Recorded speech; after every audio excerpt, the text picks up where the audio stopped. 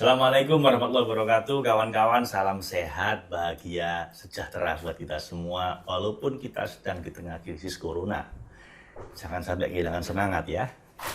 So, kawan, jumpa lagi dengan saya, Afzan, yang akan menemani Anda dalam proses mentoring program Kebal Corona ini.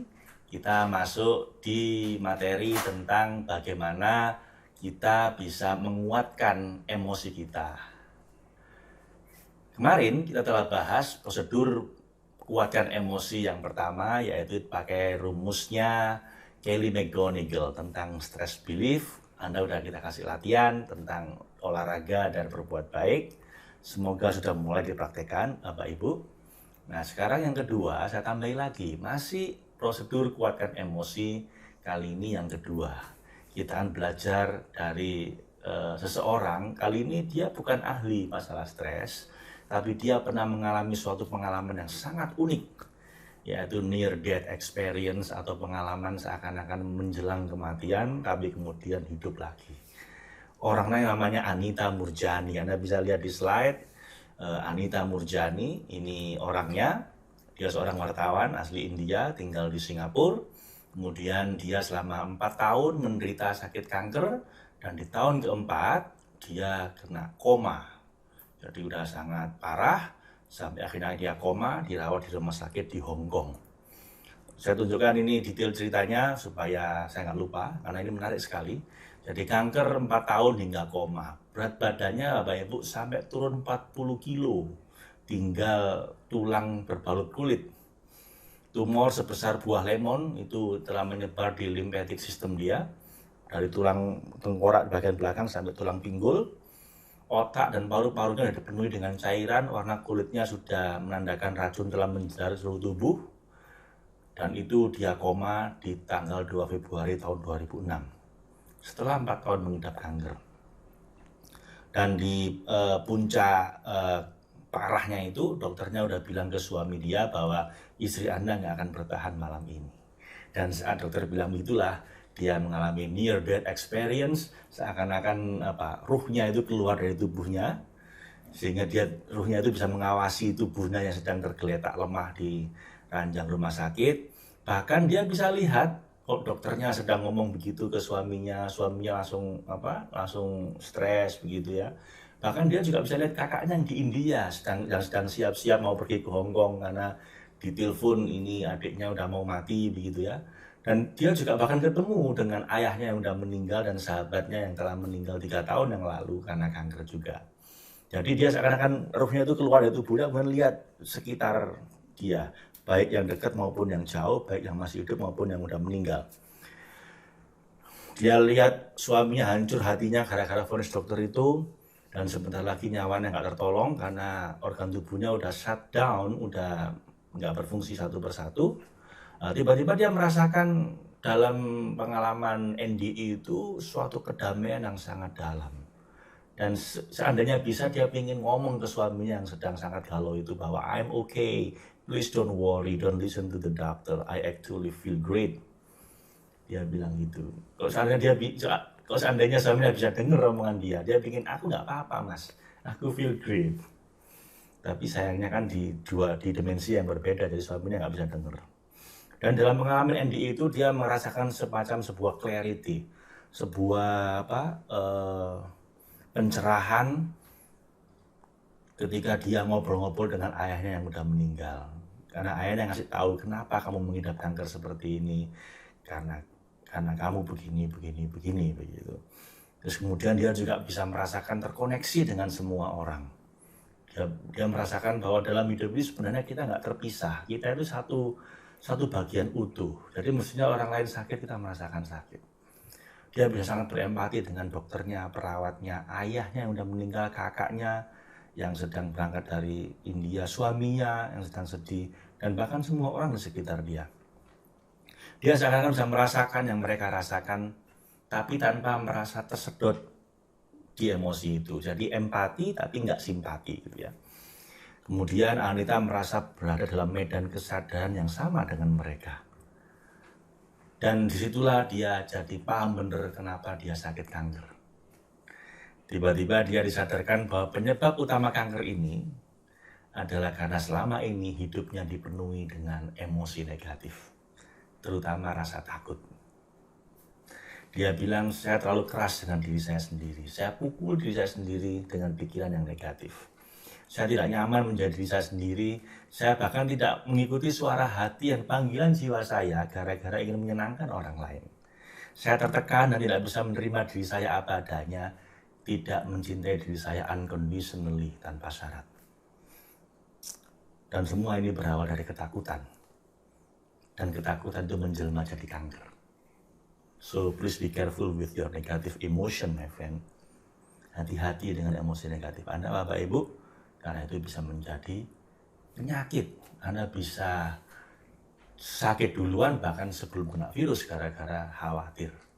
Gara-gara sibung botak itu, gara-gara bingung, bosan, takut, panik, dan khawatir itu Anda bisa jatuh duluan bahkan sebelum virus kena Anda. So, itu yang dia alami. Dan ajaibnya kawan-kawan, saat merasakan NDI itu awalnya dia ketemu ayahnya itu, dia bilang ayahnya, kalau gitu sekarang kamu pengen balik lagi nggak ke tubuhmu itu atau tetap di sini sama ayah? Ayahnya udah meninggal. Dia bilang, wah mending nggak di sini ya, kayaknya lebih enak di sini daripada saya kembali ke tubuh saya yang sakit-sakitan itu, daripada nanti saya merepotkan banyak orang sekitar saya. Kata ayahnya, sekarang kamu kan udah ngerti penyebab penyakitnya. Mestinya kan kamu juga udah ngerti bagaimana solusinya. Tinggal diganti emosi negatif jadi emosi positif, kamu sembuh, kata ayahnya. Dia bilang, iya ya. Lalu dengan keyakinan 100%, dia merasa bahwa kayaknya saya pasti bisa sembuh. Dan dia memilih kembali ke tubuhnya yang sakit itu. Dan kemudian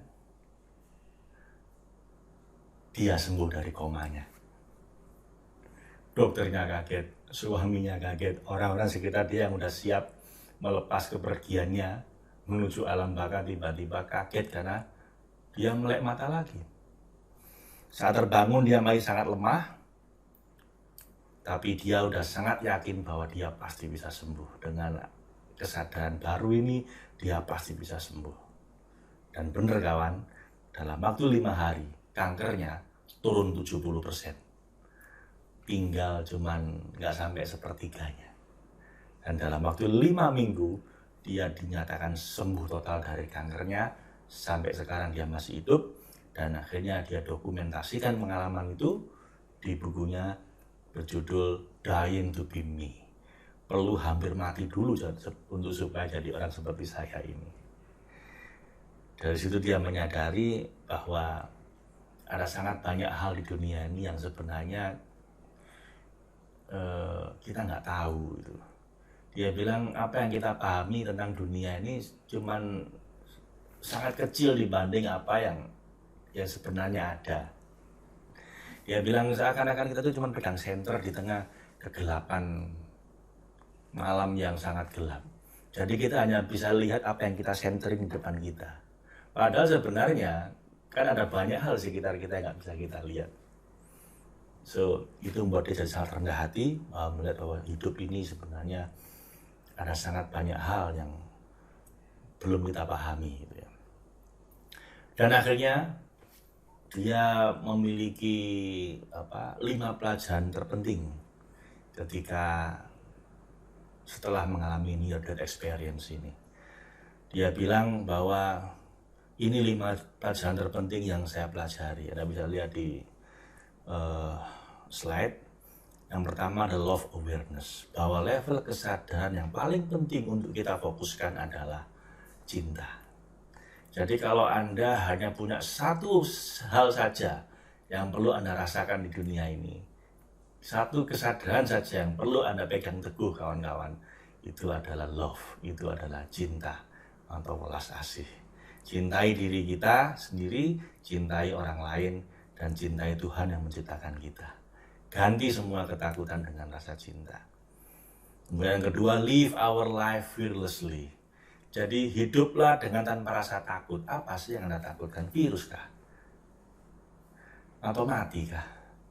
Atau bangkrut nggak punya uang? Atau rupiah naik 20.000 kah? Sebentar, Anda takut begitu itu jadi solusi nggak? Saya kira solusi bukan, malah tambah lagi masalahnya. Ya toh? Ayo kita cari solusinya sebisa mungkin, tapi tanpa rasa takut. Karena resiko terbesarnya cuma mati, Bapak Ibu. Dan mati itu adalah ketemu dengan Sang Maha Kekasih. Nah, ngapain takut? Ajaibnya kalau Anda nggak takut apapun, kawan-kawan, Anda justru akan jauh lebih kebal terhadap apapun musibah kehidupan, termasuk kena virus, Anda jauh lebih kebal. Jangan hidup dari rasa takut, karena ini adalah akar banyak masalah hidup, termasuk kanker, termasuk juga kalau Anda nanti kena virus juga, kalau ketakutan. Hiduplah dari rasa cinta. Yang ketiga, ini sangat penting, nanti jadi latihan kita nanti ini, yaitu humor, tertawa, dan bahagia. Nah, ini penting. Dia bilang, saya ini selama ini jadi sakit kanker, karena selama ini saya kekurangan humor, kekurangan rasa tawa, terlalu gloomy hidup saya, terlalu serius menghadapi kehidupan ini, terlalu apa? Terlalu gloomy itu apa ya? Gelap lah hidup saya ini. Kurang keceriaan. Dia bilang, kalau kita makin banyak tertawa, makin banyak humor, nanti akan makin sedikit yang ke rumah sakit, makin sedikit yang sakit, dan makin sedikit yang di penjara. Karena biasanya orang sakit dan berbuat kriminal, itu orangnya terlalu serius, kurang rileks, kurang tertawa, dan kurang menganggap bahwa hidup ini cuma permainan. Wa mal hayatud dunya illa mata'ul ghurur, katanya Allah dalam Al-Quran. Dunia ini cuma permainan yang menipu, jadi ngapain dibikin terlalu serius.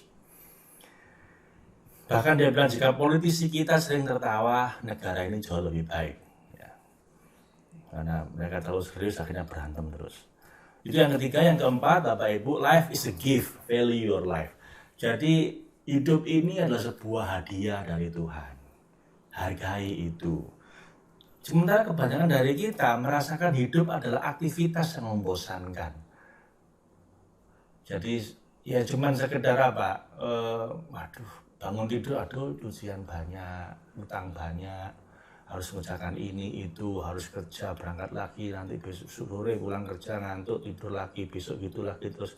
Kalau Anda anggap hidupnya sebuah rutinitas kayak begitu, Bapak Ibu, Anda nggak menghargai hidup Anda. Bahwa tiap nafas kita adalah sebuah karunia. Dia bilang, bukan kanker yang hampir membunuh saya, tapi sikap negatif saya dalam menjalani hidup itulah yang hampir membunuh diri saya sendiri. Kalau saya, Bapak Ibu, seberat apapun musibah hidup kita, asal kita bangun tidur melek mata, masih bisa bernafas, masih diizinkan untuk bersujud, bagi saya masih layak untuk bersyukur. Bagaimana dengan Anda? Yang nomor 5, always be yourself.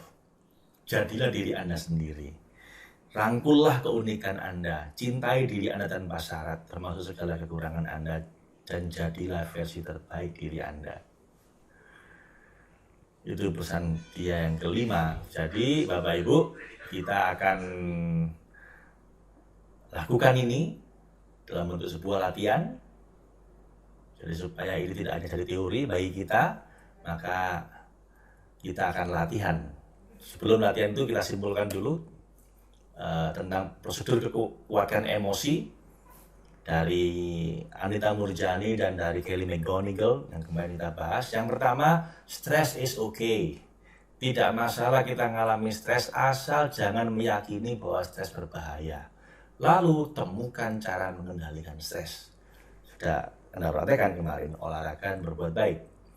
Kesimpulan kedua dari Anita Murjani, ubah emosi negatif menjadi positif.